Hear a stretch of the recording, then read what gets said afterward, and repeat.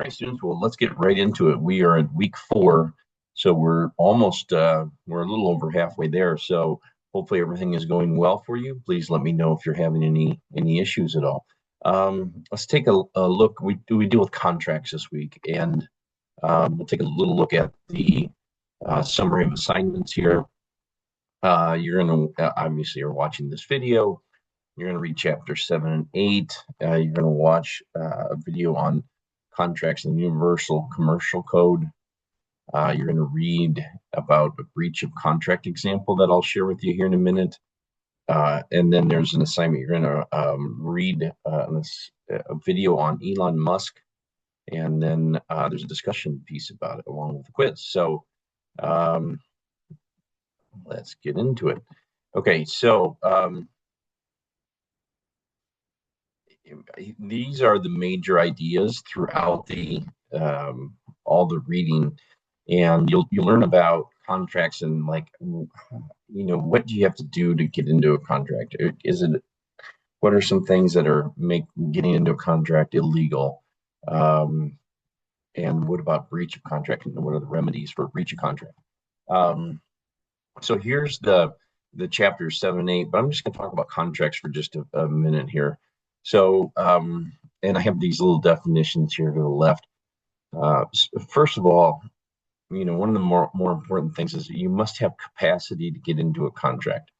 So you must be of legal age. You must not enter the contract if you do not have a sound mind. Now, if you can be intoxicated, a contract would be unenforceable. Or maybe mentally you don't have the capacity to actually go into a contract, and there's a lot of legalities under that, and you can't be coerced into a contract.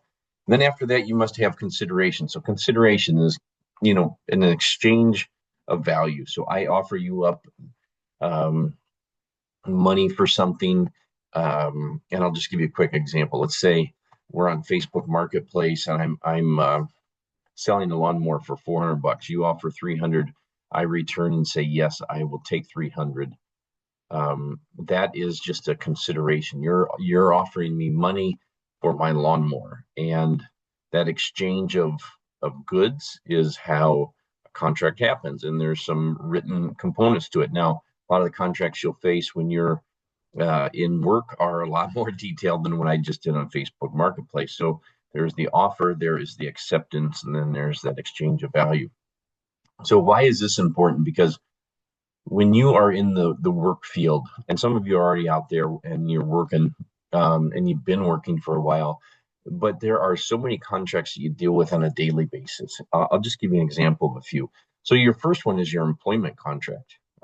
There's an exchange of value between yourself and your employer. You exchange the work in exchange for your power, or the employee to give you money. So that is one of the more important ones that you need to fully understand, right? And there are little details of it, like how much PTO you get and when you can use that PTO.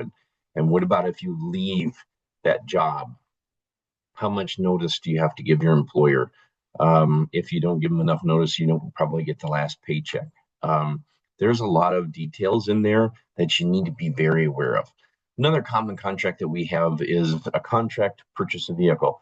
And most of us are buying a vehicle with some type of a loan attached to it. So that loan, that mortgage that we get for that vehicle, that is a very important one you should know as well. So, you need to know what happens if you breach that contract. What happens to the vehicle and all the money? Can they still sue you, or they just take the vehicle? So that's a simple contract. Another one that's, probably one of the biggest contracts you'll make in your life is buying a house. So understanding all the details of that. Lots of times when people buy homes, they have things that need to be fixed on the homes before the purchase of that is going to be completed. So I'll just say, for example, if you do an inspection and it needs a new roof, you might say, here's my offer. I'm going to give you $300,000 for your house, but you have to replace the roof. And so these are the contracts that we go into in life and in business, and understanding just the legalities of the contracts, the language of the contracts, the definitions really help you. There's a good bit of information on that in our chapter readings for the week. Okay, moving on. They're going to watch this video I told you about just a minute ago on the Universal Commercial Code, which just kind of manages commerce trade between states, right? And talks to us a little bit about who the merchant is and who the buyer is. The reason why it's called the Uniform Commercial Code is trying to have some kind of standards across boundaries. Now, we deal with that a lot here in Wisconsin, dealing with Minnesota, dealing with Iowa, being so close by that interstate trade between the two states, they need to follow some kind of code, and that's kind of what that talks about. There's an example of a breach of contract. It's a bit morbid, but it was a true example of a person that was incorrectly buried in someone's plot. They put the wrong person in the grave. So you can read through that and understand just kind of how that all came to be. There was a lawsuit, and as it ended, you can bring your own thoughts about how you felt that was handled. Okay, we have a quiz, and then for this week's discussion board, there is a video, and you guys are well aware of like these technologies, but Elon Musk was one of the people who started and helped funded OpenAI, which you know better as ChatGPT. And this video goes through just kind of all the things that have happened with OpenAI, and it's now funded by Microsoft. I think they put in like 130 billion or $1 million, I had $130 million to help get it going. And kind of make it more public and more profitable. It was a nonprofit, and then it changed to a for-profit business. And Elon Musk is kind of saying, "Well, you guys breached a contract that this is going to be, a product that's been put out there to better humanity." There are questions about the integrity of that statement. So read through it, watch it. Below, there's a lot of information about that as well. A couple articles that'll help you with your opinion of this, right? And then after you're done with that, you're going to do this discussion board, and you're going to talk about some specific things to that, and then respond to your classmates. So you're going to identify the core legal issue, and based on what you learned, you believe a contract was breached. Support your position using contract law concepts, just like what we talked about here a little bit earlier in class. And consider both sides before forming your conclusion.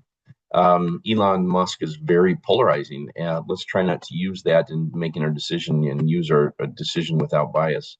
And explain why this case, what it teaches about doing business in fast changing industries like AI.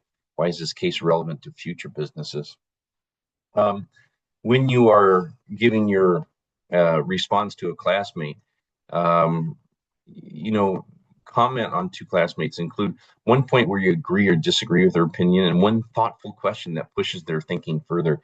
And it's up to you guys if you want to continue on with that discussion after that question is posed, because it'll really help you get a better idea of this class and dig deeper into this. So it's a pretty cool way to end the content for the week.